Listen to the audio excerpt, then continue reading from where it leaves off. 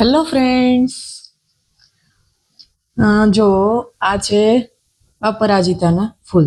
હવે આજે આપણે છે ને આ ફૂલમાંથી એક મસ્ત મજાની ડિટોક્સ ટી બનાવવાના છીએ. તો સ્ટાર્ટ કરીએ ટી બનાવવાનું.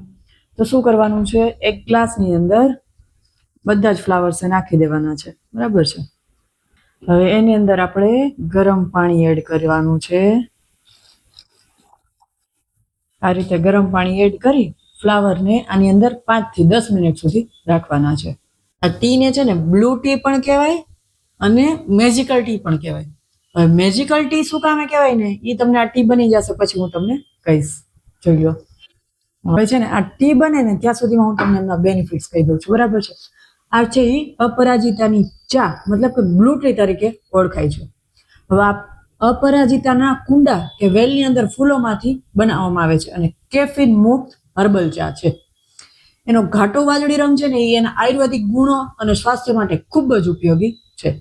આ ચાના ફાયદા શું થાય છે, તો પહેલું છે તો કે એન્ટીઓક્સિડન્ટથી ભરપૂર છે, એટલે સ્કિન અને હેર માટે બેસ્ટ છે. બીજું છે તો કે માનસિક તણાવ અને ચિંતામાં રાહત આપે છે. આયુર્વેદ મુજબ મગજને શાંત કરે છે, થાકને દૂર કરે છે, માનસિક તણાવને ઓછો કરે છે. એ સિવાય માઇગ્રેન માટે બેસ્ટ છે. બ્લડનું સુગર છે એને નિયંત્રણ કરે છે. અને હા, આપણા માટે કામની તો કે ફેટ લોસ માટે પણ ફાયદાકારક છે. હવે 10 મિનિટ જેવું થઈ ગયું છે, આપણી ચા રેડી છે. હવે એને મેજિક કેવી રીતે બનાવવાનું છે એ જોવાનું છે, બરાબર. હવે આ ટી ની અંદર આપણે લીંબુ એડ કરવાનું છે. કેટલો સરસ પર્પલ કલર બની ગયો છે. હવે બ્લુ કલરમાંથી ડાયરેક્ટ જ પર્પલ કલર છે ને મેજિક, એટલે તો આને મેજિકલ ટી કહેવાય છે.